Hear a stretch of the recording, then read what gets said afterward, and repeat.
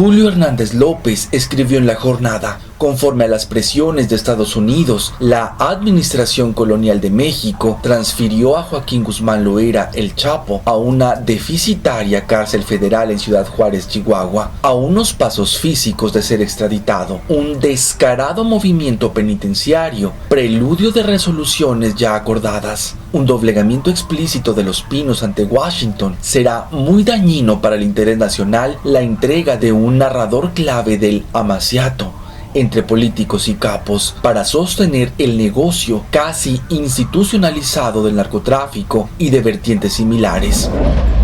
Washington tendrá entonces historias suficientes para acometer contra el poder presidencial peñista si éste presentara alguna reticencia menor en el proceso de desmantelamiento del país. Que el Chapo sea extraditado solo confirma los turbios nexos de Estados Unidos con el narcotráfico y su falaz lucha contra las drogas. Cuando sean juzgados, al menos, Fox, Calderón y Peña Nieto por su complicidad con los narcos, por su traición a la patria al permitir que Estados Unidos sometiera a México a un exterminio despiadado a través de una fabricada guerra contra el narcotráfico, ese día se empezará a hacer justicia.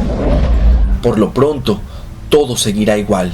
Los narcopolíticos acrecentando fortunas bañadas de sangre, y Estados Unidos seguirá utilizando como pretexto al narcotráfico, no solo para terminar de apoderarse de México, sino de toda América Latina.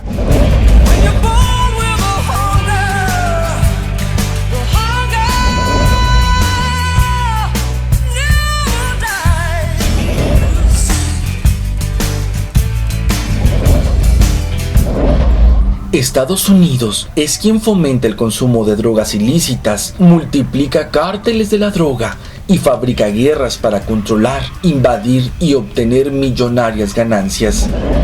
Han pasado más de 40 años desde que Estados Unidos declaró la guerra contra el narcotráfico internacional con la puesta en práctica de una política de doble moral. Agredir con la DEA, CIA y Pentágono a naciones consideradas bajo su influencia, con pocos resultados efectivos, desatando la violencia criminal para asegurar el control del narcotráfico y tener en su propio país el mercado mundial más grande de consumo de todo tipo de drogas.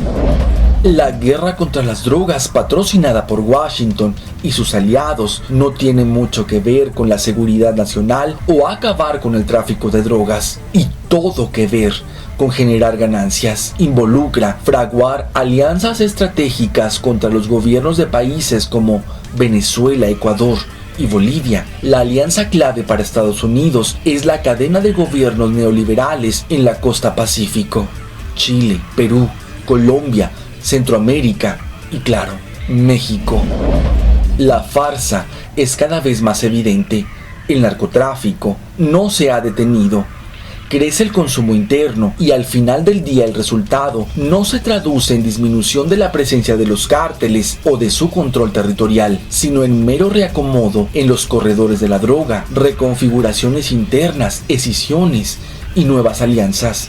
Lo único que importa en el interior de Estados Unidos es que el pánico ante las muertes vinculadas al tráfico de drogas se quede fuera de sus fronteras. Esa ha sido la intención: invisibilizar en su territorio cualquier riesgo de manifestaciones violentas para que todos puedan consumir sin remordimientos las drogas que se distribuyen fácilmente.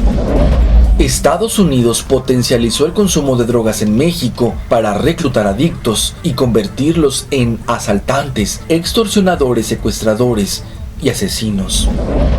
México, Colombia, Perú, Ecuador y hasta en Afganistán se vive un drama particular y doloroso generado por la guerra que Estados Unidos mantiene contra el narcotráfico internacional. Esa guerra devino en violencia criminal interna en cada país productor de drogas o de tránsito. Se intensificó el micronarcotráfico, que produjo un acelerado incremento de adicciones, particularmente entre los jóvenes.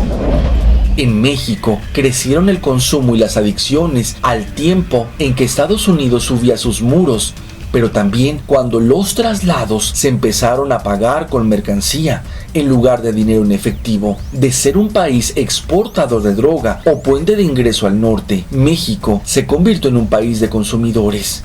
Fronteras como Ciudad Juárez sufrieron la transformación de sus barrios cuando los puchadores extendieron sus territorios y convirtieron en carne de cañón para los cárteles a jóvenes que por sus adicciones pudieron reclutar para todo tipo de actividades delictivas. Se crearon verdaderos ejércitos de delincuentes que se convirtieron en asaltantes, extorsionadores o secuestradores y que hoy representan un factor de desestabilización social por el alcance de sus operaciones y el impacto de su actividad en el seno de sus familias y sus colonias. Y es el mismo Estados Unidos quien asesora, entrena y arma a los narcotraficantes y a los policías que dicen combatirlos. También negocio millonario con ambos bandos. Detrás de la guerra global de Estados Unidos contra el narcotráfico internacional se esconde el verdadero propósito geopolítico yanqui, la invasión menos silenciosa y menos comprometedora hacia América Latina y hacia otras partes del mundo. El imperio avanza silenciosamente en sus caminos de conquista y neocolonización a través de esa farsa global. La nueva estrategia no utiliza ejércitos de aire, mar y tierra para invadir a estados y pueblos libres, independientes y soberanos. Ahora ha privatizado la guerra con el uso de mercenarios que integran las compañías militares privadas como Blackwater o DynCorp, entre otras, que se llevan millones de dólares obtenidos del mismo tráfico internacional de todo tipo de drogas ilícitas. Es evidente, sin atenuantes, que Estados Unidos ha perdido la guerra global contra el narcotráfico. Entonces, ¿por qué se continúa en el absurdo de intervenir en países productores y de tránsito? ¿Para qué seguir con la guerra contra el narcotráfico si a todas luces se revela absurda? Por cada jefe narco que cae, surgen otros, y en la disputa por el liderazgo, con la violencia desatada se cometen toda clase de crímenes, inclusive contra personas ajenas al ilícito negocio del que sin duda Estados Unidos obtiene ganancias económicas y políticas. Gran parte de esas ganancias se la llevan los contratistas militares estadounidenses que prestan servicios de asesoría, entrenamiento y trafican con armas tanto para los cárteles de los narcotraficantes como para las policías que los combaten. En ambos bandos, la presencia todopoderosa de Estados Unidos es incontrastable.